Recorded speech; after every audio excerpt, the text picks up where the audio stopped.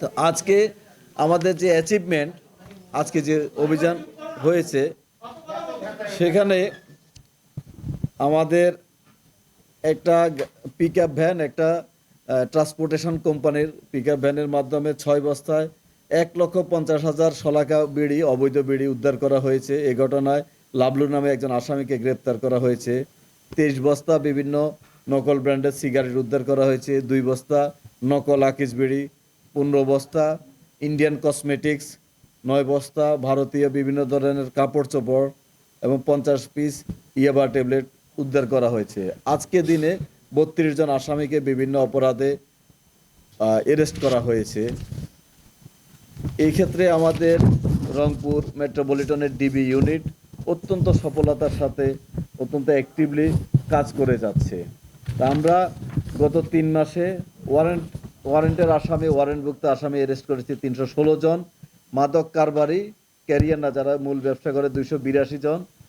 পেশাদার চোর যারা তামার তারটা চুরি করে এসিড, আমরা 53 জনকে অ্যারেস্ট করেছি। 10 বস্তা তামার তার উদ্ধার হয়েছে।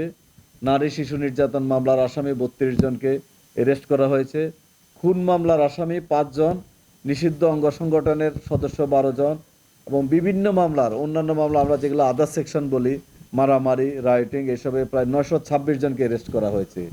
উদ্ধার করা হয়েছে প্রায় 3000 পিস ইয়াবা ট্যাবলেট, 50 গ্রাম হিরোইন, 20 কেজি গাঁজা, গাঁজার পুরিয়া, ফ্যান্সিডিল, চোলাই মদ, টেপেন্ডাটল ট্যাবলেট, মরফিন ইনজেকশন সহ বিভিন্ন ধরনের মাদকদ্রব্য। আর অনলাইন জুয়া এবং অফলাইন জুয়া, এই ক্ষেত্রে আমাদের অভিযান অব্যাহত আছে।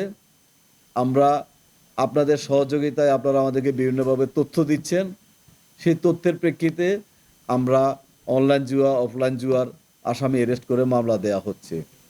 আমাদের আরেকটা সেক্টর হলো ট্রাফিক সেক্টর। তো ট্রাফিকটা সাধারণত দৃশ্যমান বেশি হয়, ভিজিবল বেশি হয়। সেই ক্ষেত্রে আমি এখানে রংপুরের লোকজন যারা আছেন তারা অত্যন্ত কোঅপারেটিভ। আমাদের ট্রাফিক পুলিশ যখন ডিউটি করেন, অনেক সময় ট্রাফিক পুলিশ চ্যালেঞ্জ করলে কোথাও কোথাও তাদের সাথে তর্কে বিতর্কে জড়া যায়, আইন প্রয়োগের ক্ষেত্রে বাধা সৃষ্টি করে। বাট এখানে আলহামদুলিল্লাহ সেটা করা হচ্ছে না। এই ক্ষেত্রে আমাদের ট্রাফিক পুলিশকে ইনস্ট্রাকশন দেওয়া হয়েছে হাসি মুখে পেশাদারিত্বের সাথে ট্রাফিক আইন প্রয়োগ করার জন্য, রুডলি না।